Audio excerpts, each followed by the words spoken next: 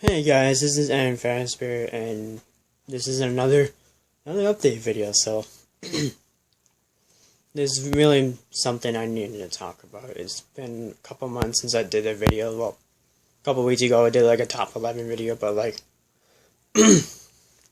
like a reaction video or whatever, Nike or Deep Voice, whatever videos I haven't been doing. So for the past couple weeks, I've been in the hospital. I was in the hospital. I got released like 3 weeks ago on a Friday. Like 3 or 4 weeks ago on a Friday, because I'm still, well, I am now, but I was diagnosed with ulcerative colitis, which means I had blood in my stool. Which means whenever I go poop, it's nasty, it's diarrhea, but like with a lot of blood. So that was the first thing that happened in April. Then it couldn't stop, so I went to the Holy Family Hospital that's near my that's near me. I spent like almost a week there. I couldn't eat, so I have like a tickle in my throat. So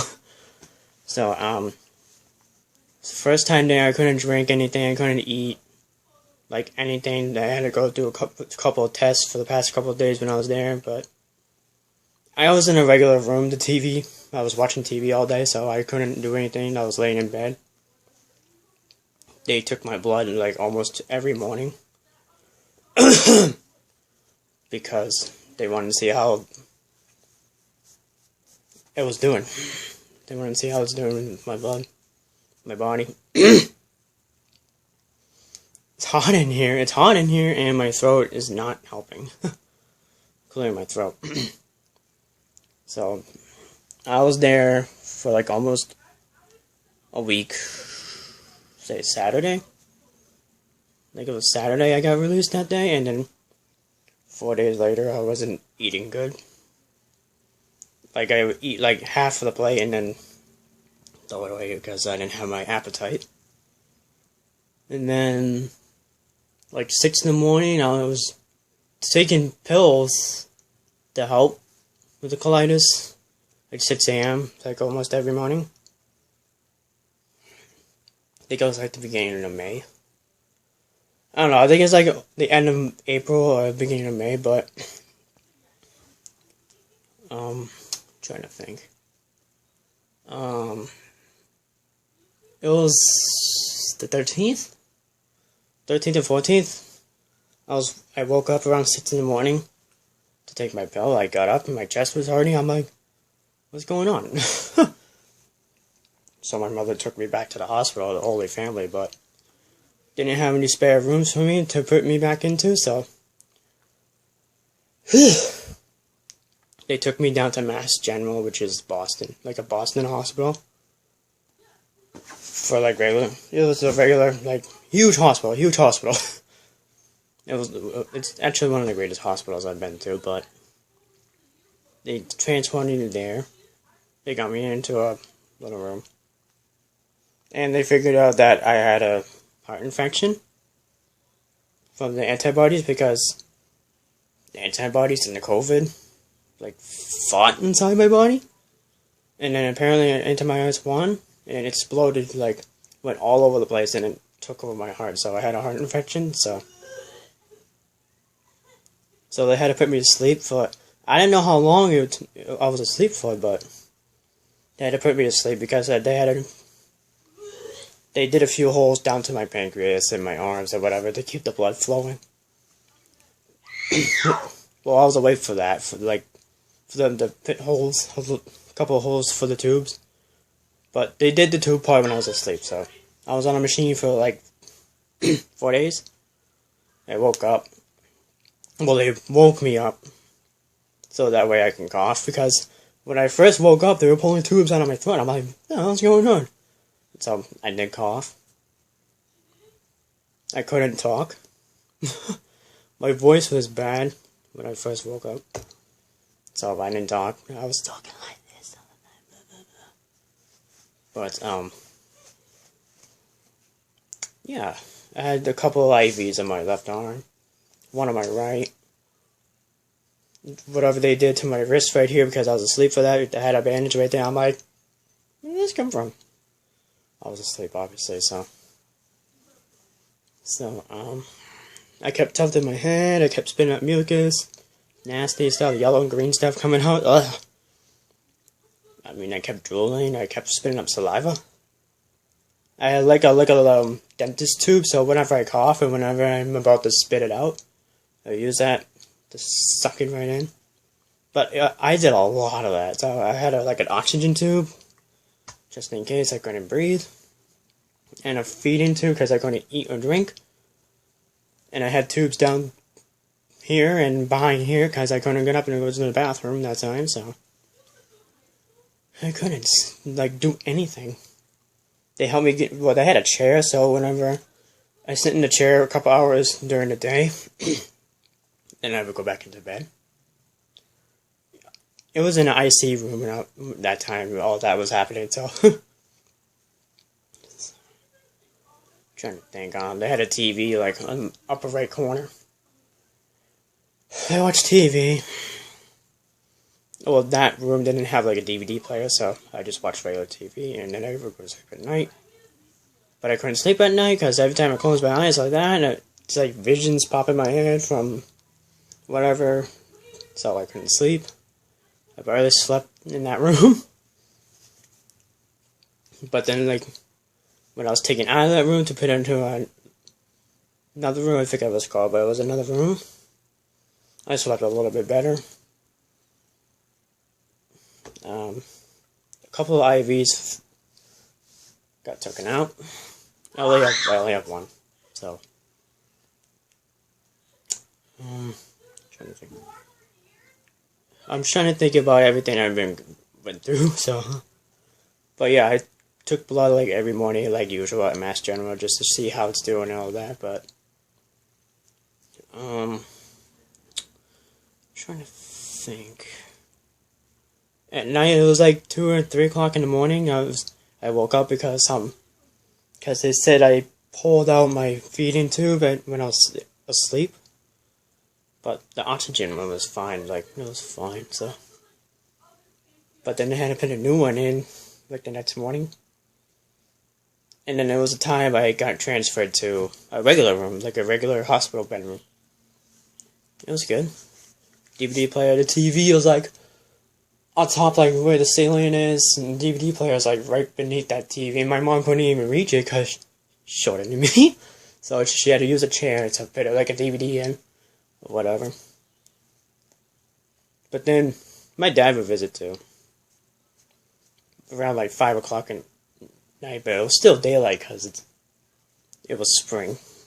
So, but they couldn't have both of them in the room, so my mom had to go downstairs and then switch with my dad. And he'll stay for a couple hours, and then he'll leave around like 7. So he had to go back downstairs and switch with my mom because my mom didn't want to leave me, so she took a long time off from work. I still can't work, still. So,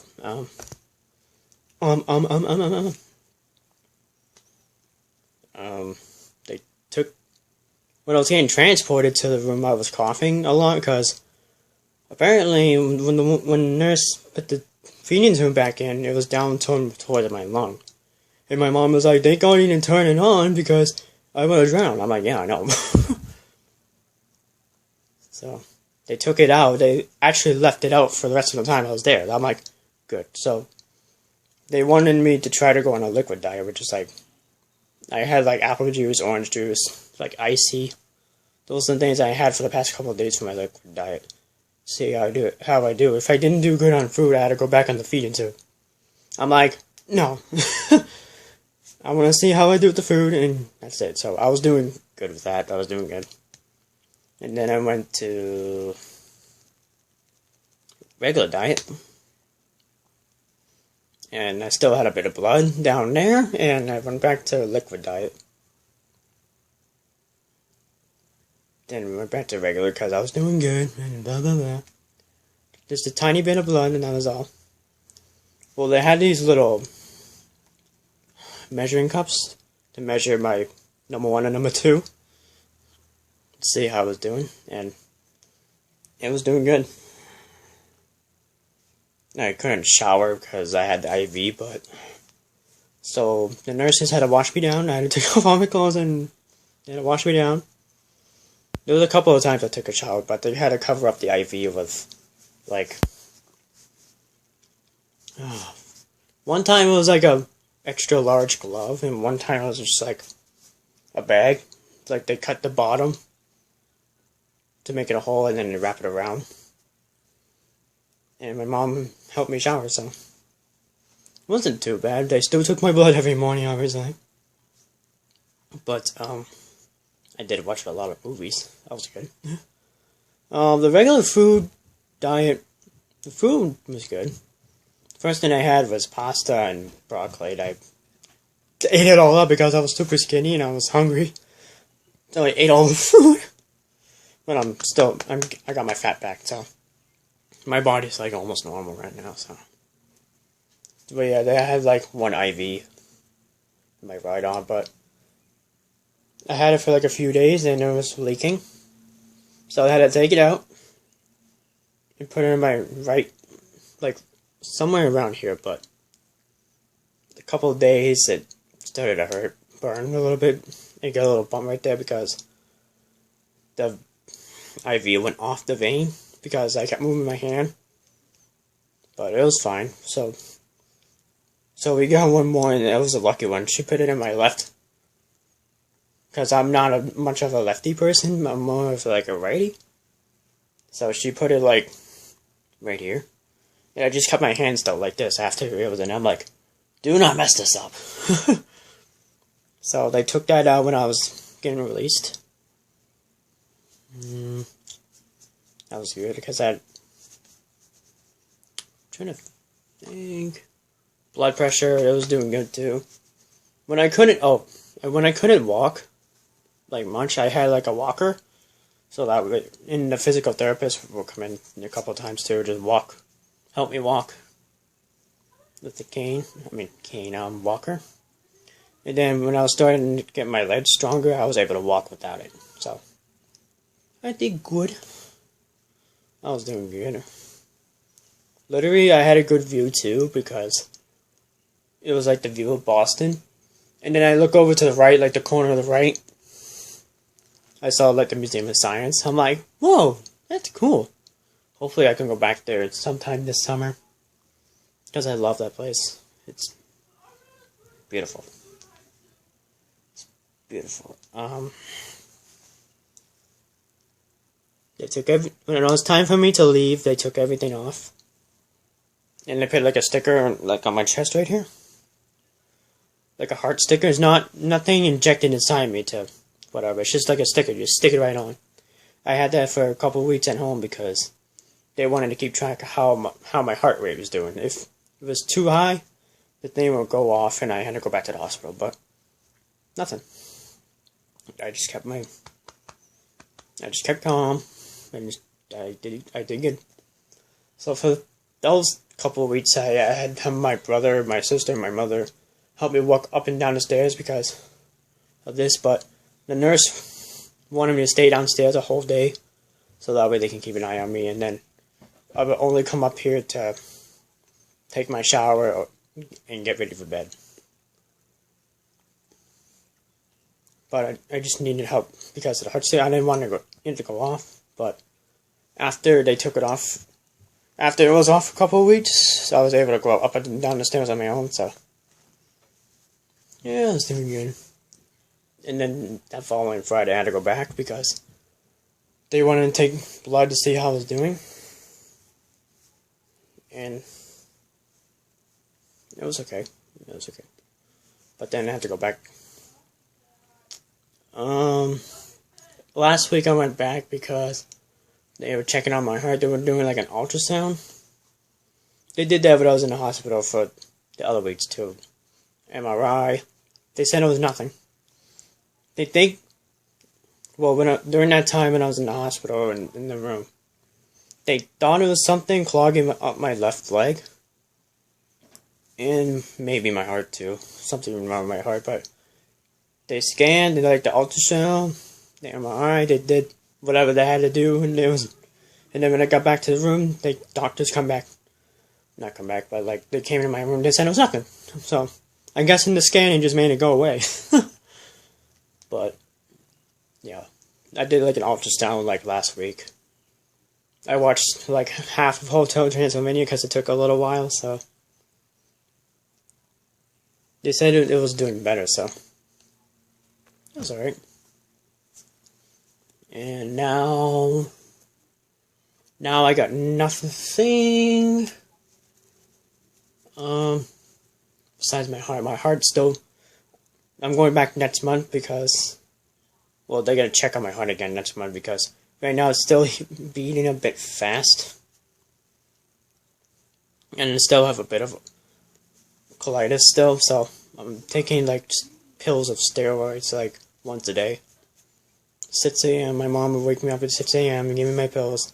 I have like a water bottle in my room, so that way, you know, I have to grab a water bottle, whatever. Just keep one up here. That's all. And, yeah, my heart's still beating a bit fast. So I have to go back next month to see how I'm doing. And probably be able to go back to work because my colitis is not doing too bad right now.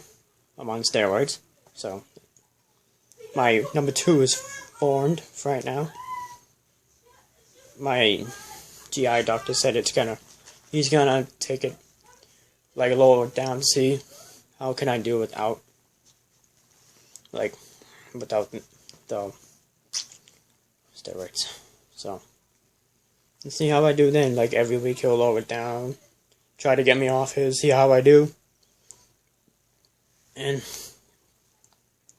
if it doesn't work out well, I have to go to Lawrence General to do infusion. So I just hope my body can. Well, the nurse from the Holy Family said to talk to your body, like stop doing whatever you have to do, just behave. Like my body needs to like behave. So I just need to keep talking to it. So. Well, the most importantly is that foods and drinks I can't have because of the colitis. And my heart is still beating a bit fast. It's caffeine, like chocolate, like candy chocolate, like, yeah, caffeine chocolate. Spicy food, spices. Put on food. Seeds, like bread on seeds, whatever. I'm trying not to do like chewy candy because I don't know if my body can digest that. I think that's it. I thought there would be a couple more things, but nothing. So for right now, I'm doing fine. I'm just like almost normal. I still have a bit of colitis and my heart's still beating a little fast. It's not going go. It's not fast enough, but right now it's just trying to heal itself. Just heal itself, that's all. I just gotta give it time. Let the heart do what it needs to do to get itself back to normal, so yeah, I've been through a lot. Sorry I haven't been making videos for the past couple of months because of this. And I took the COVID test like 5 times. Forgot to tell you guys that. I took it like 5 times in the hospital, and they were all negative. The antibiotics just gave me one positive, but they say it's possible that I'm immune to the virus. Like regular antibiotics just do whatever, but like the regular test, I think the nurses said it's possible that I'm immune to it. But who knows? So that's all the update I got for you guys. So just make sure and like and subscribe and turn on notifications for more videos. So I got a couple more videos to do. I did one already, so sorry about that. So make sure to like and subscribe, and I'll see you guys in the next video. Bye.